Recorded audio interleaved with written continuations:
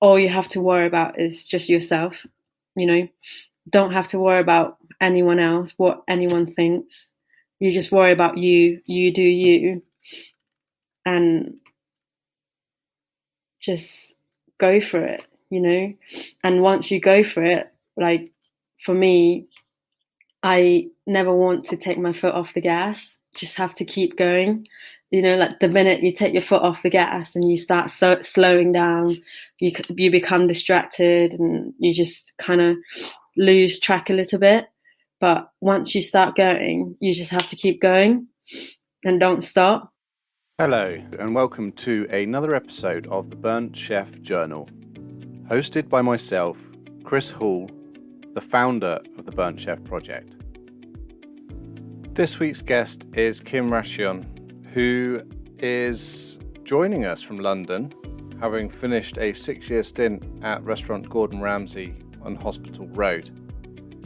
She talks to us about her entering into hospitality at the age of 25 after studying economics at university, and how she rose through the ranks to become one of the senior leaders within the team. It's a very reflective conversation as Kim looks back over her last 6 years of career, what direction she wants to move into moving forward. As always, I hope you enjoy this week's episode. If you've got any particular guests that you'd like to see on the Burnt Chef Journals, then please do send us an email to marketing@theburntchefproject.com, and we'll do what we can do to get in contact with them. It doesn't have to be someone from the hospitality background. It can be from sport, psychology, nutrition, or it can be from another industry. But do get in touch, let us know, and we'll do our best to facilitate that for you. Thank you, and let's crack on with this week's episode. On the surface, we at Lamb Weston are a leading global frozen potato product provider, but hospitality is in our roots. We are helping to chip away the stigma of mental health in the industry and truly believe in well-being through potatoes, which is why we are in full support of the Burnt Chef Project. If you want to find out more about how we provide well-being through the humble potato, or try a free sample of our award-winning products, such as our proper British chips, the Dukes, follow us on Instagram at LambWestonUK. How are you anyway? You okay? Yeah, I'm good. You? Yeah, not too bad. I take it it's a day off today, is it? Or Actually, I've left restaurant Gordon Ramsay 2 weeks ago. oh, really? Oh, interesting. Yeah. What- It's been just super strange not going into work.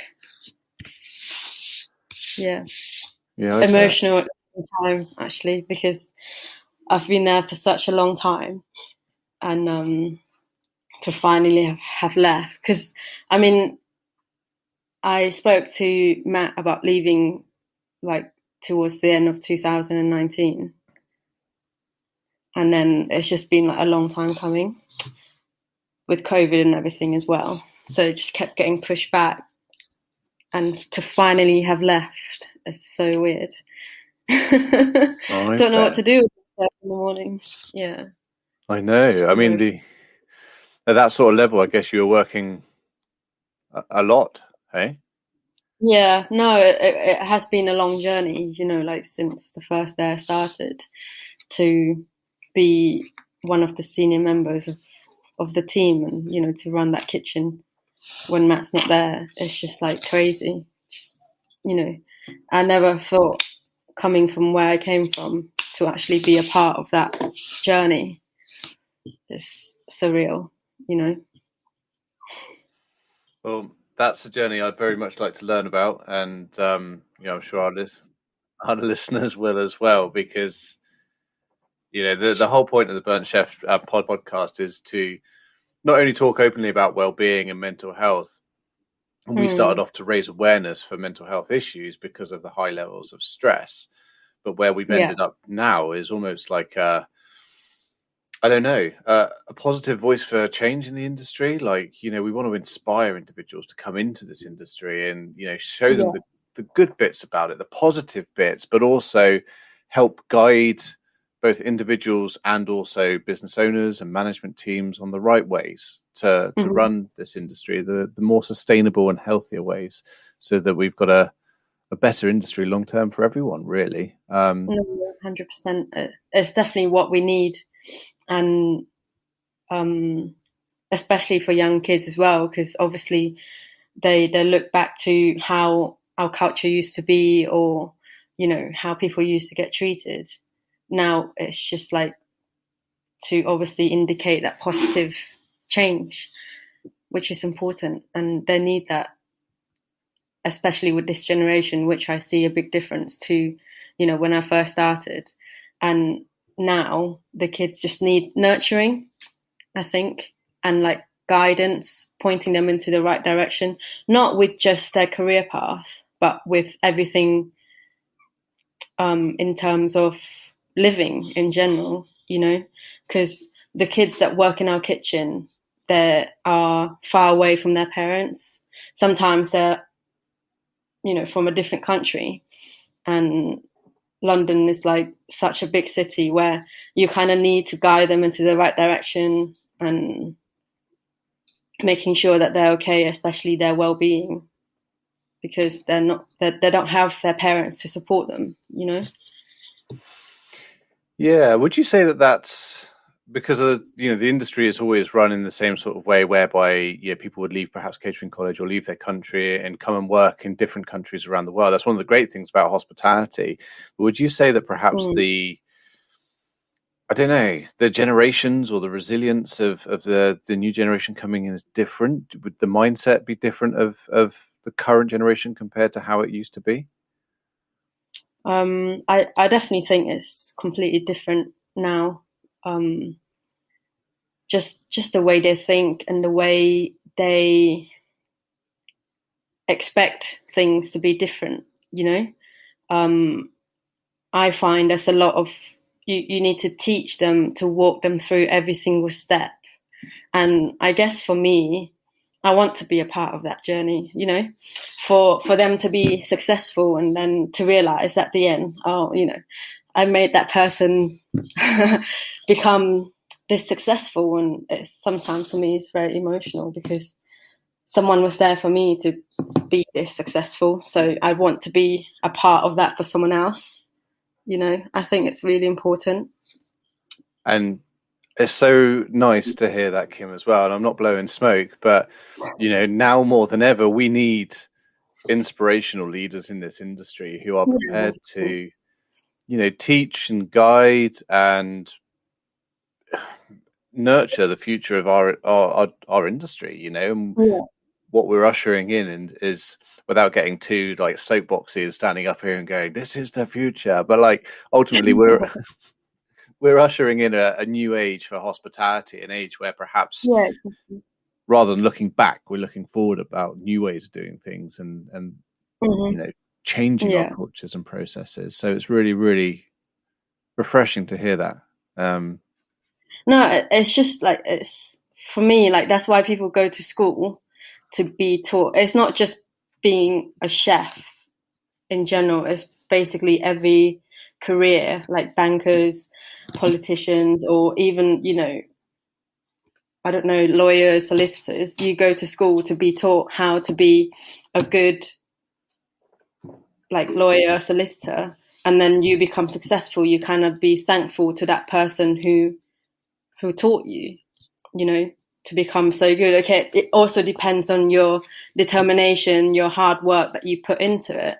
But then if that person's not there to kind of like support you and pushing you into the right direction, then, you're not going to be the person that you want to be in general.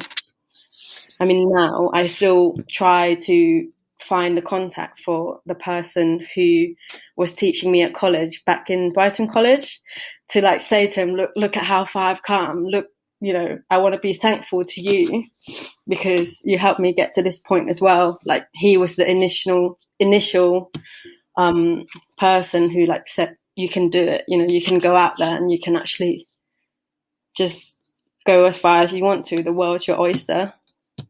And it's just that sort of like the initial statement to be like, look, you can do that. You know, sometimes people just need that confidence from someone else. Yeah, I hear you. And you say you haven't found this person who gave you that confidence. No, I can't find his email address. It's either I just go back to Brighton and just basically say to him, you know, thank you. That's all I wanted to say, basically. Well, I mean, this podcast is now reaching 40,000 downloads. So, what's the name of this individual? Let's get our listeners on this and try and find out. I can't remember his surname, but basically his name is John, from Brighton City College. And yeah, next time I go to Brighton, I'll make sure I'll go and, you know, pop into the college and actually say hi to him if he's still there. Well, I think it's vitally important that we find John from Brighton College, so that not only can we, you know, introduce you back to him, but most importantly, you know, catering tutors have such a vital role, a pivotal role in any young person's career, and it's you know, to hear that just that vote of confidence in you has ended up, you know, allowing you to have like already an amazing career within hospitality, and I'm sure there's probably still a lot more to come. But you know, I think it would be great to be able to have that support. So if anyone does know John, please get in contact with the Burnt Chef Project, and we'll put you in contact. So, talking about then catering college, what was it that took you to catering college? Why catering? Why not, you know, becoming a lawyer or a doctor?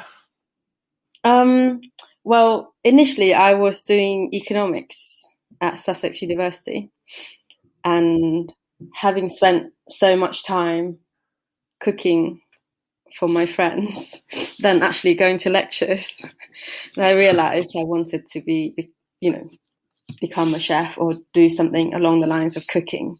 So I finished my degree. Just, you know, I thought may as well finish it. I was in my last year. It's better to just do it than throw everything in the bin, you know, all the time I invested into my degree. And then I walk away with an economics degree as well. And then when I graduated, I was working in a Thai restaurant, because I didn't want to follow the career path of doing anything economics related. I didn't enjoy it that much.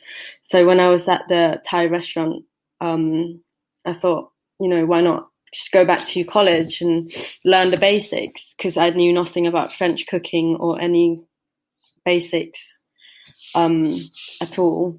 So I spent 1 year doing just, you know, a catering course in Brighton City College, and that was when I wanted to branch out and do something different instead of Thai food, just to like broaden my knowledge a little bit. That's amazing. And what age was this? So after university, you must have been... Yeah, I was 25. Wow. Wow. That's amazing. Yeah. Like at that age, you know, so like for most people within hospitality, you either sort of find it at a very early age straight out of recruitment, either your school teacher will say, well, you know, you've either got a passion for this or perhaps you should try hospitality for other reasons. And it's not necessarily promoted as the career of choice, which it should be, because it is an amazing career. But, you know, you find it in mid-20s where, you know, some people are perhaps already starting or well along the career ladder. So how was that for you at the age of 25, getting into this an unknown industry, really? I mean, I was excited because, one, I wanted to become independent. You know, I wanted to support myself, and just not that I didn't want to have anything to do with my parents, but because they were more sort of business driven, hence why I did economics. It's not to run away from them. It's just because I wanted to be more independent and not have that sort of always have to turn to them and be like, oh, can you help me with this? Or can you help me with that? And becoming a chef was, you know, I was passionate about it, and I knew I could do well in it. So that was my way of just saying, look, I want to just branch off and do my own thing. And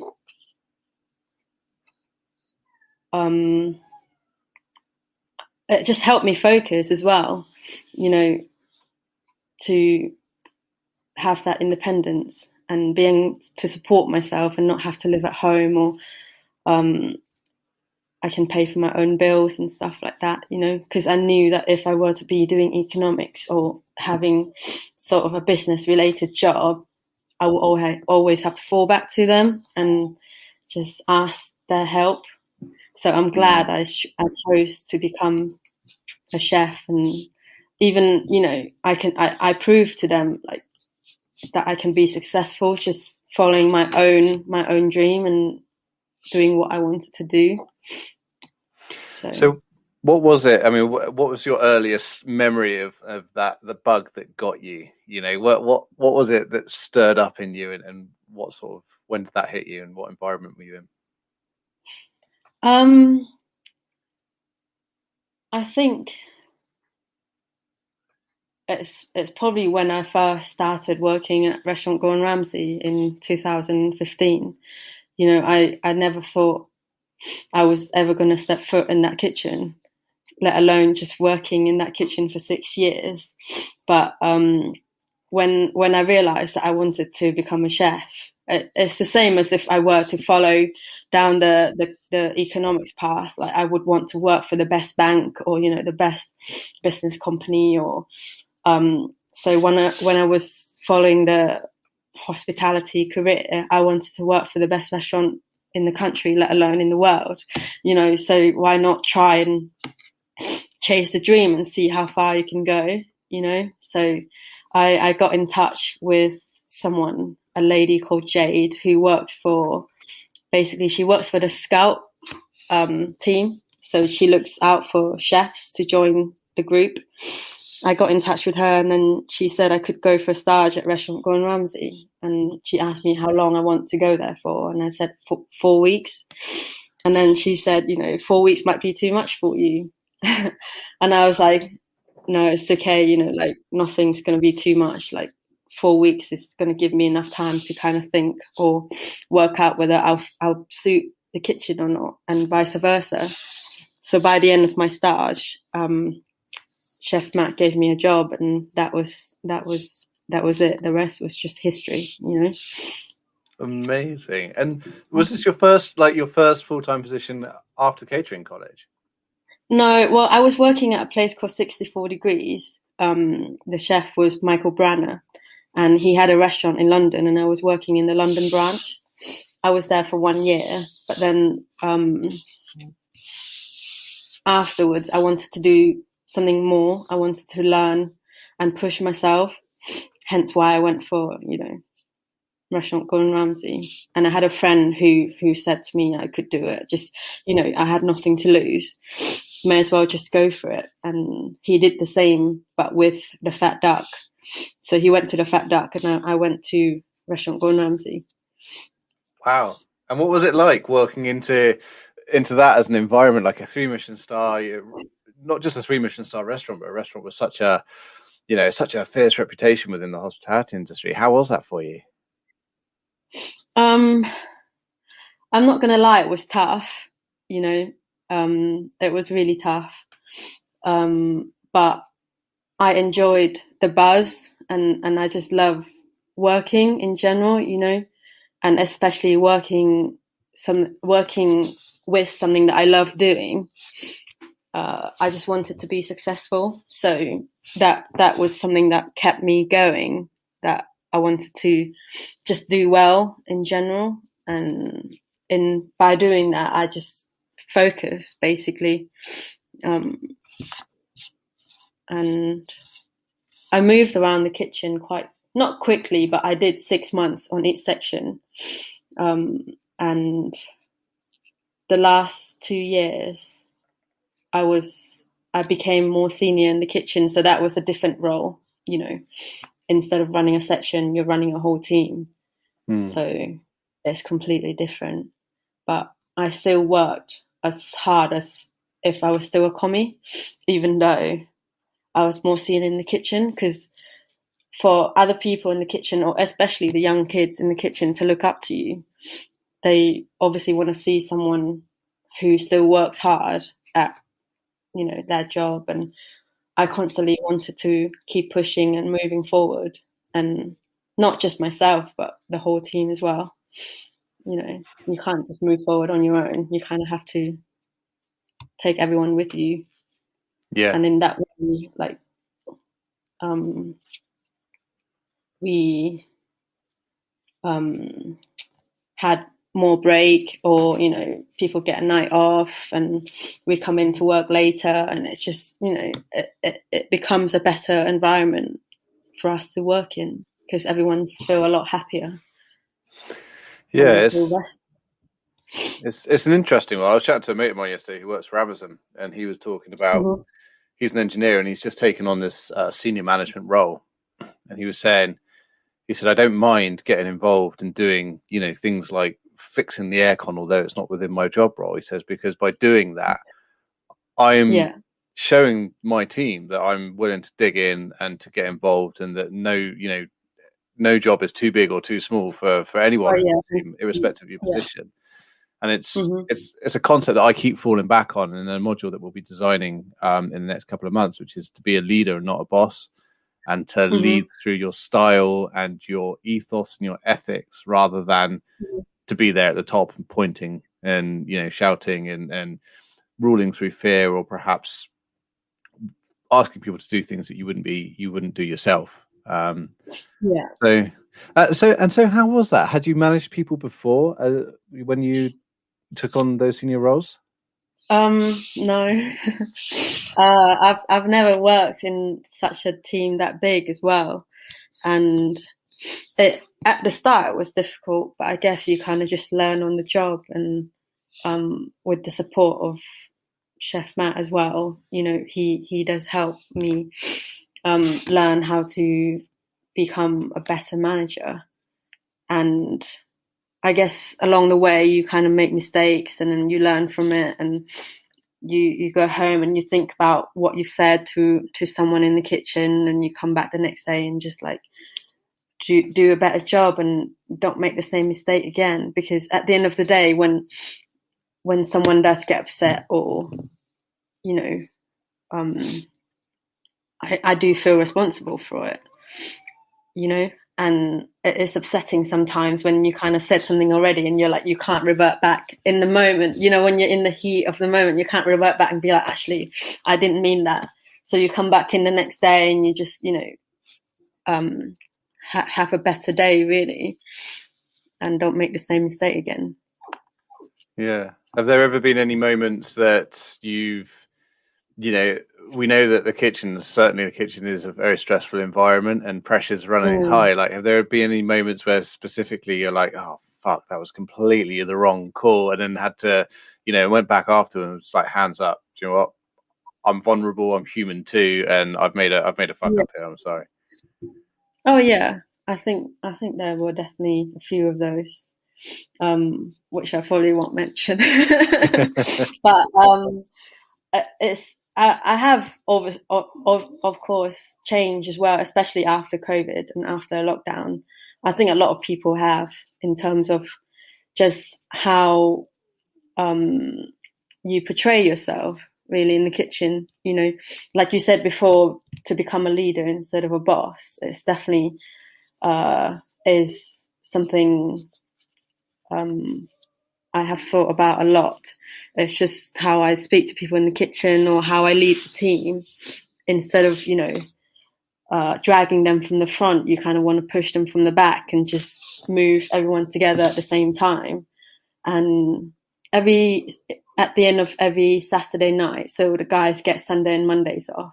So after a big clean down, every Saturday we normally have a chat, just to like talk about like how the week's been, what we can improve on.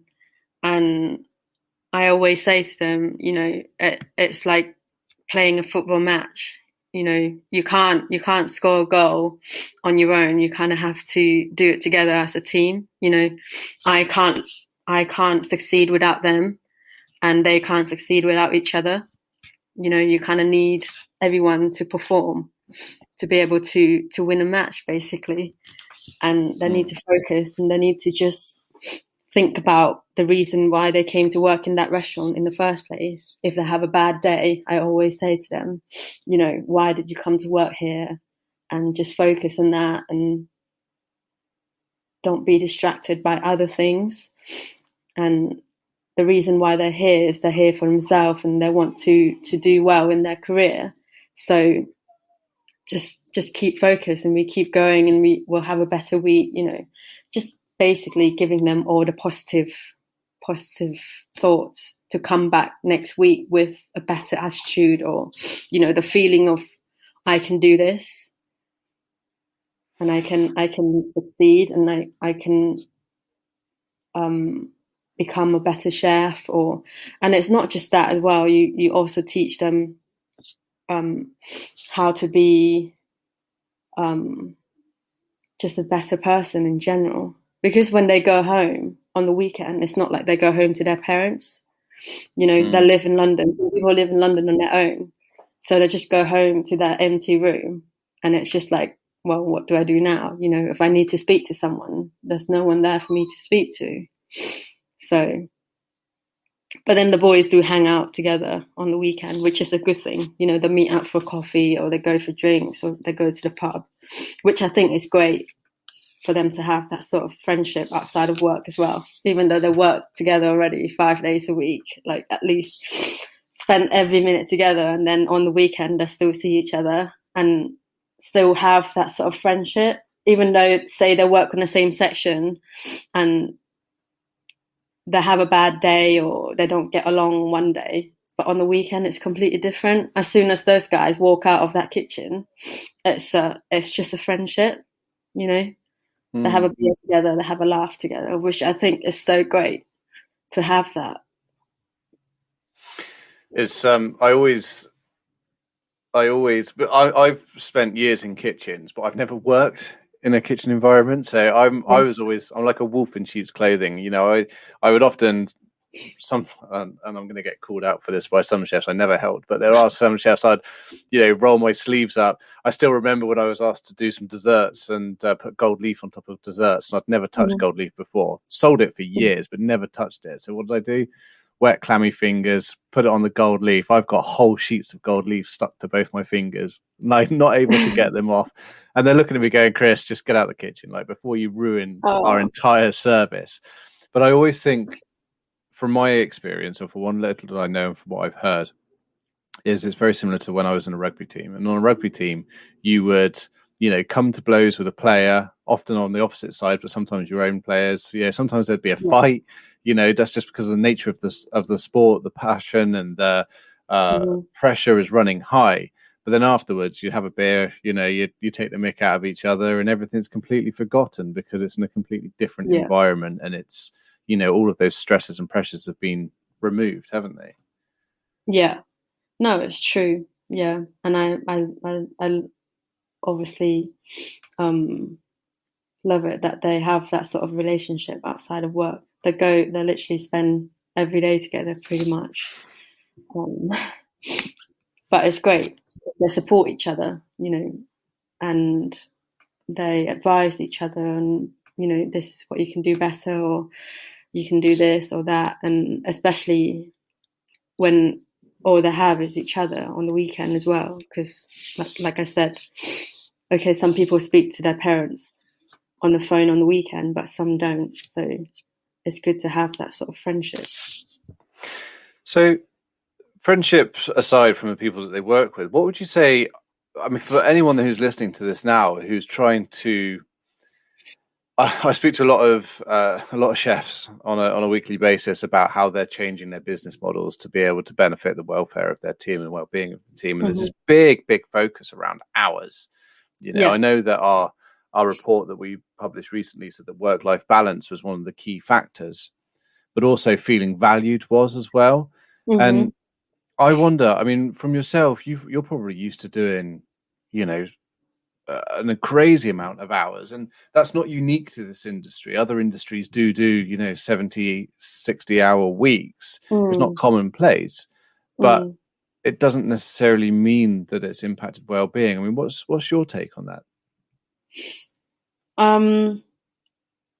mean, having worked in that kitchen for 6 years, I see a big difference, and what Chef Matt obviously worked hard towards is basically for us to work less hours and have longer breaks and start later and finish earlier.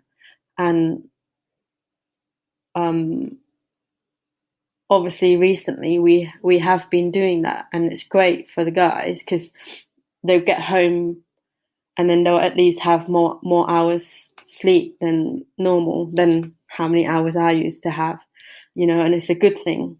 And it's all great that, hospitality is trying to move for a better work-life balance. I don't know. I mean, it's great that we are achieving that, just for the guys to have more rest. Would you say there's other areas of focus that are just as important or more important on the scale of priority?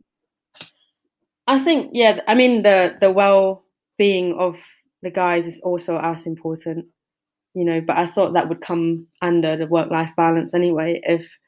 If they are in our environment, their working environment less, then maybe their well-being would be better. The less time they spend in the kitchen, and the more time they have just sort of focusing on their personal life, or because sometimes you're not sure what's going on in their life unless they speak about it or they talk to you about it.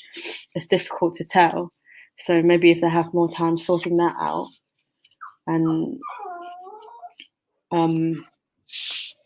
it'll be better.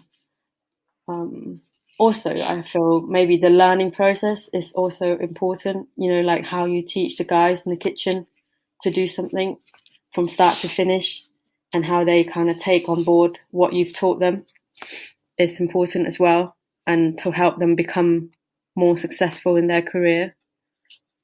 Yeah. It's like maybe, I mean, it's not possible now, but maybe in the future, or maybe when they have more time off, then they can go away for a few days just to see a different restaurant, see how different kitchen work. Or I think that's as important, just to be open to different environment, or even different cooking techniques, like different cuisine, because I think for them it's important for them to see something different as well. It helps build resilience, doesn't it? Because the more the better placed you are to deal with the unexpected, and to be able to, use additional skills that you've learned to be able to navigate trickier waters, and also your day-to-day waters as well. It might be something that you've learned from another chef or another environment. It doesn't necessarily even have to be this industry. Like, everything that I've learned and I'm trying to, to educate this industry on has been learned from other sectors, like corporate insurance or the travel industry, or you name it. But it's an interesting one for me, because I've worked in businesses where I've done 50-hour, 60-hour weeks before. But it's never impacted my well-being during that time, because of the environment that I was in was nurturing and was supportive. So for me, I feel that sometimes, everyone is looking at the hour thing as a quick fix, as a, and it is important. And please don't get me wrong, for any way, shape or form, it's important for people to have that work-life balance. But also I think we need to identify that if they're only working 30 hours a week, when they come into those 30 hours, they're absolutely beasted and hounded and made to feel like that they're not part of a team, then you're still going to end up with exactly the same issue. And I'm not saying that that's the case for you guys at all, but it's just an observation from conversations I've been having recently. It was just wanted to get your take on it, really. Yeah, I mean, it's a combination of things, isn't it? Like the question is, where's the balance? it's like, okay, you give them less hours to work, but then for me, you work more hours, then you kind of invest more time into your career.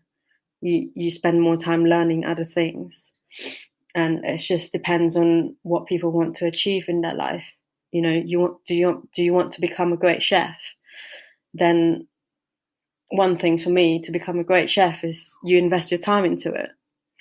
You spend more time training. You know, it's like same now with the Olympics going on. How does an Olympian become a great Olympian? How do they achieve or win gold medals?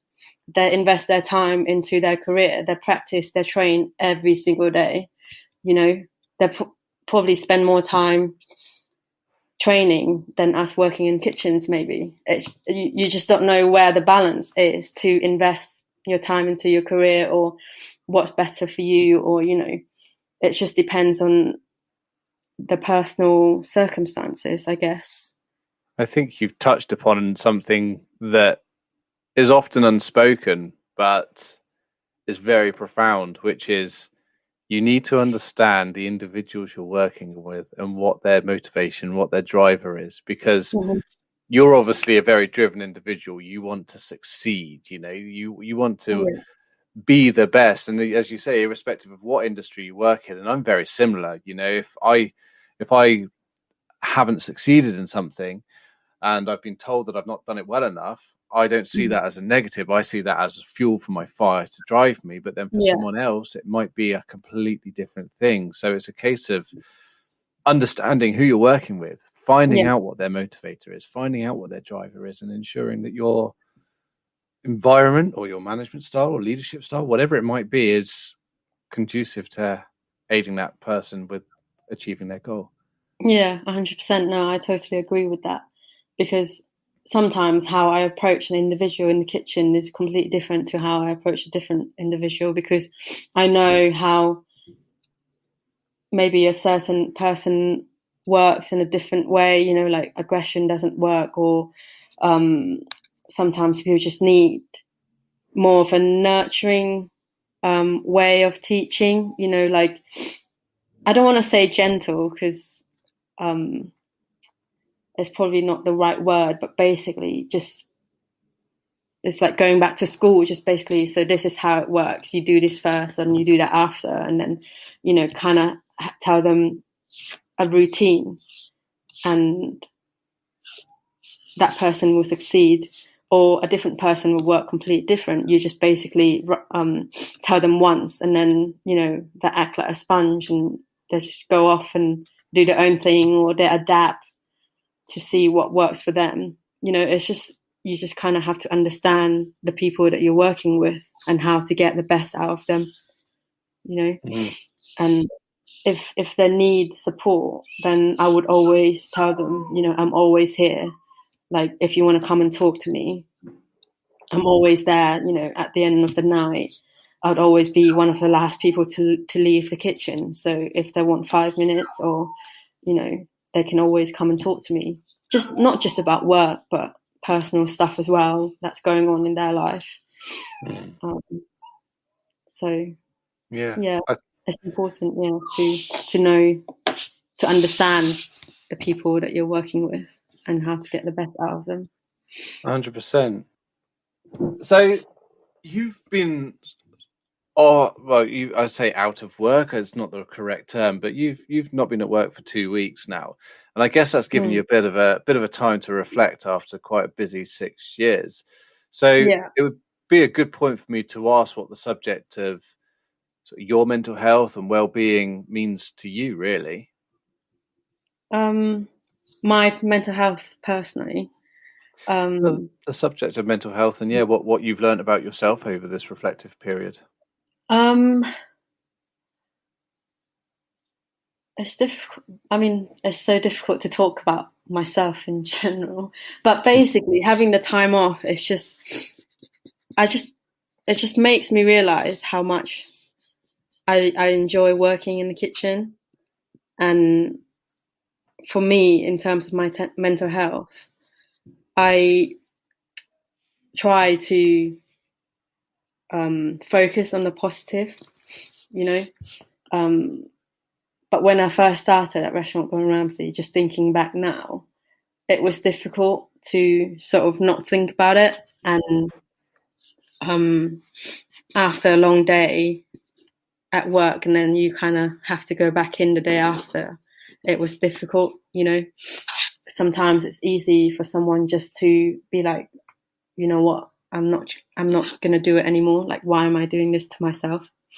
But now, having the time off, thinking like about it, you know, I'm glad to push myself and said to myself, like, you can do this, and just going back in and try harder and, you know, focus on wanting to be successful was important to me, and I just wanted to do well, and that is one of the most important thing to me, I guess. And now it just makes me miss working in the kitchen and the buzz. In terms of my mental health, I like to say that I sort of focus on other things instead of just focusing on the negative, you know. Mm-hmm. I wanted to, I guess, do myself proud and my family and everyone around me. And that was the key focus also. And obviously my grandma is one of my main inspiration and the main focus, because I lived with her almost all my life. And I'm not going to lie, she was hard on me, you know, and nothing will ever be harder than when I was living with her. So for me, going through that kitchen was just maybe a glimpse of what I went through when I was younger. So interesting. Yeah, no, and you know, I'm glad to have been brought up by her, and she made me become a strong person, I guess, especially when it comes down to mental health as well, because her and I went through a lot together in terms of just living in general, and it was difficult living in Thailand. Just basically sometimes like we would struggle to even put food on the table, you know, and I think having that difficult time at that time makes this time easier, if you understand what I'm trying to say. So yeah, now I'm just grateful to even be sitting here and having achieved what I have achieved the past 6 years. I'm just grateful, really, you know. So it goes back to what you were saying at the beginning about how you would never have dreamt to be where you are currently, which really highlights that point.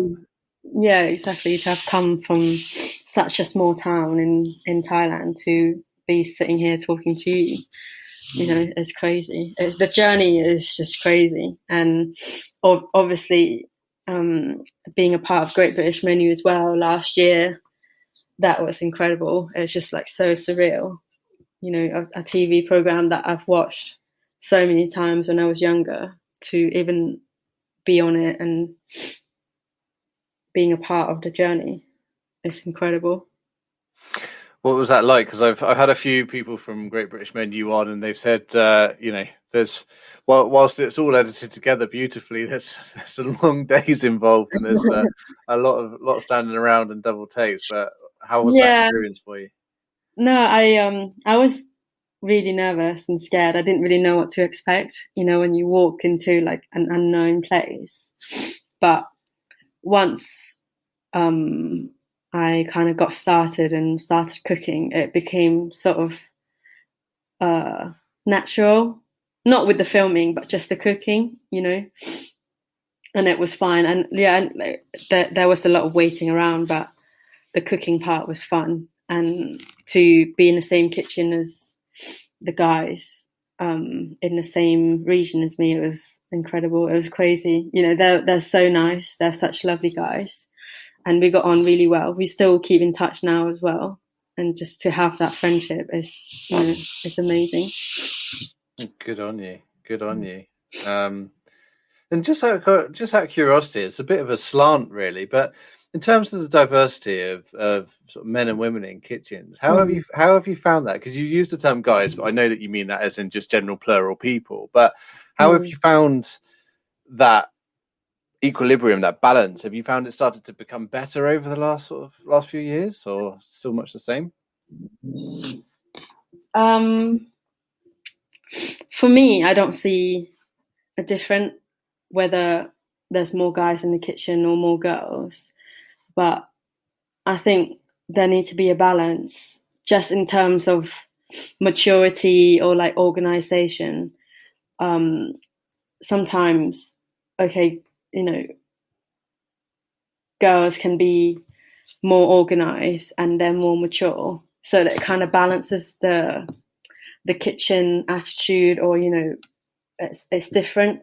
But then when this is a few years back, in our kitchen there was only 2 girls and then the rest were boys.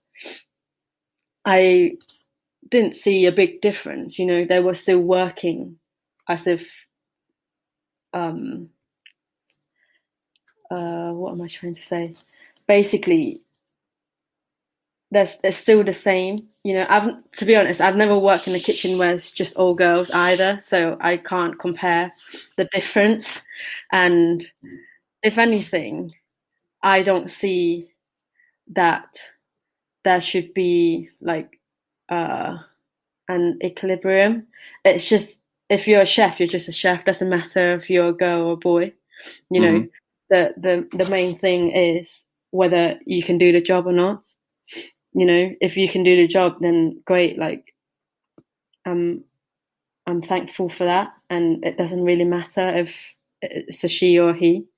They can still do the same job, and that's the most important thing to me, is whether you're a great chef or not. Yeah, there's irrespective of gender or a whole host of other things, it is down to you as a person. Like, what are you? What do you bring to the business? What are you capable of? And we get very tied down with titles and things, but ultimately, say it's about you as an individual, as a person, which is again the whole thing that comes back to leadership. It's about valuing people as individuals rather than just labels, which I think is vitally important. Vitally important. So the label should just be chef, and basically, chef, that's it. 100%. Like, it's a nice all rounder, isn't it? Really. And almost irrespective of what position you're in. For a long time, I've thought, the Escoffier system's obviously done a great job in terms of setting up an industry or aiding an industry. But it's, late 19th century, it was instigated. It's a military-based system. It's been around for a long time. And I just wonder whether or not, like, I don't know, we start not reinventing the wheel, but perhaps looking at the terminology that we have for people and the different roles, and the hierarchical structure. Because in my teams that I've managed, they all have the same title, irrespective of like what sort of role they've been in or what sort of skill sets they have. Each person will have a different set of skill sets, and it's my job as a manager and a leader to try and bolster the ones who are lacking in certain areas, and improve, and so on and so forth, and deal with those as individuals. But ultimately, they were all part of the team. So, I guess what I'm trying to say is whether or not, because again, it comes into the fact, like head chef, for example, or head waiter. If they're a head chef or a head waiter or a senior sous chef, for example, and your job is also to help manage people and to help, look after your team and drive performance and look after their well-being, then perhaps we should be looking at the roles of that and going, well, actually, are you going to be able to look after your team if you're doing 60, 70 hours a week? Or would you be more efficient by spending one-on-one time with every single member of your team over the course of a week and building their skill sets and building their resilience? It's just I don't think anyone has an answer for that at this moment in time, but it's an interesting concept that I've been thinking about for a while now. 100%. Yeah, it's weird. It's a weird one, that it's just like, I guess you just have to think more of their job roles and their job description. You know, what are they there to do? How can they lead the team to become successful? Instead of just thinking, oh, he's the boss. But then having a leader in the team is, for me, I think it's important to have that person who you can look up to and be inspired to, you know, and just basically the figure of motivation and leadership, so you feel more comfortable, and you know, having someone there who you can go up to and ask questions if you don't understand something, because you still need a leader within a team, just for their existence, for you to feel comfortable. I think you kind of need that. It's like having a boat without a captain. Yeah, exactly. It's probably going to sink.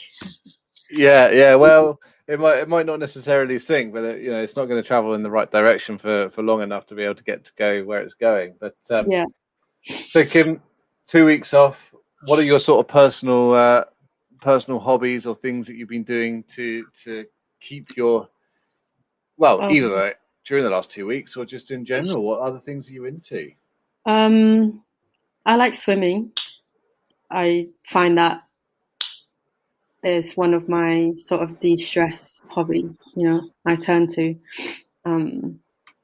And also I do yoga sometimes, just a way of meditating. It's just a good relaxation and good for my flexibility.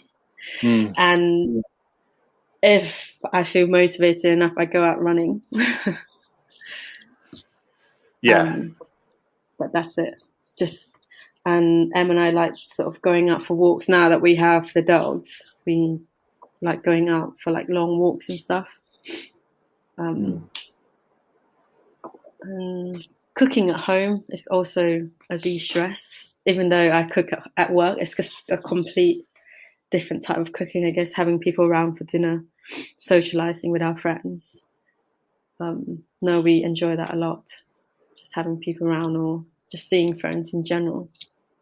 It's without any timescales, without any ticket machines going off or orders coming through, or if a friend returns a plate of food, you can quite easily tell them to bugger off. And but it's a good thing to kind of find time to see your friends and socialize. You know, you can talk about things or unload your concerns, and you know, our friends are always there for us, which obviously we're super grateful for as well, and vice versa, obviously. Good on you. So what's next? What's your next challenge? What are you looking for? I am thinking about it. I don't want to say it yet, just because I don't want to ruin the surprise. But okay. I have big dreams for sure. It's something along the lines of Thai food, but I'm going in that direction. Yeah. Okay. Well, I from what I've heard of your journey so far, I think that you're still far from over. And yeah, you've got there's a lot more steam in those tanks yet. So 100%. I'm excited to see what you come up with. But one of the final sort of questions that I ask my guests on every episode is, if you were to travel back in time and meet a young 16-year-old version of yourself who is potentially looking at going to economics at university, study economics at university, what would you say to yourself now if you could travel back in time and meet that younger version? God, when I was 16, I think I would tell myself to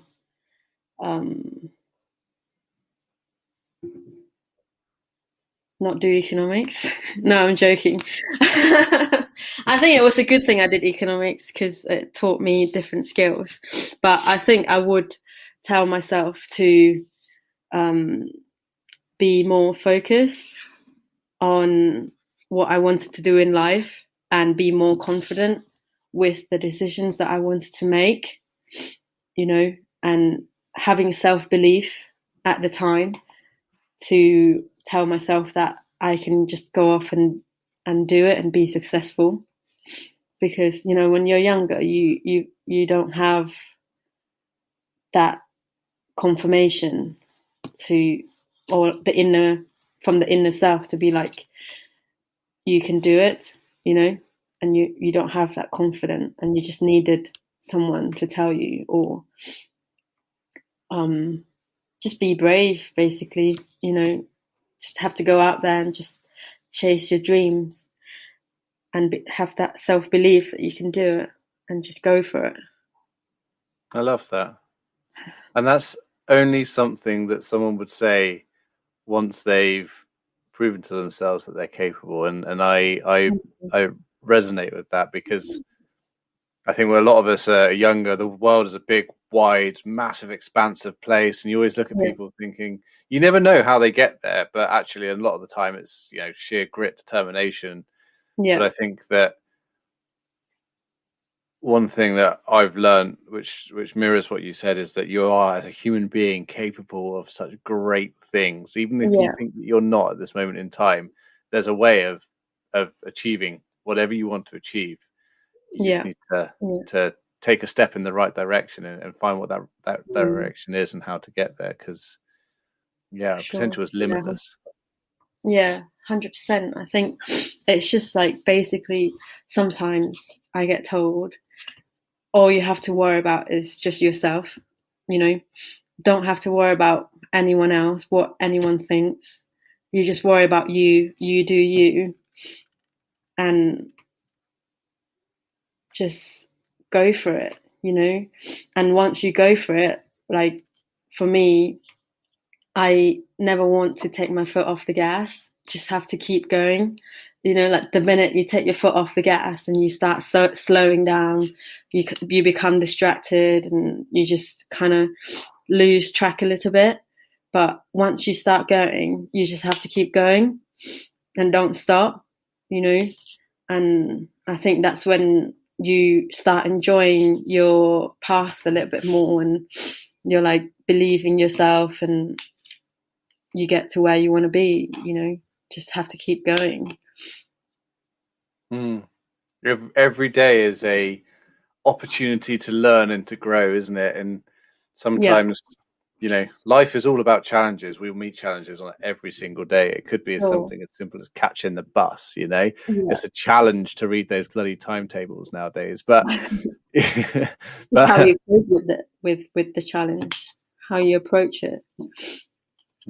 And that's a learning thing as well. Like, for me, I used to be incredibly negative, and what I started doing was spotting my negative thoughts and writing my negative thoughts down on a piece of paper, crossing them out, and then replacing them with positives. And I actually had to train my brain to start looking at things in a positive light. And it made such a difference, because rather than looking at things as mountains, you start to see them as sort of scalable obstacles or molehills that you can step over.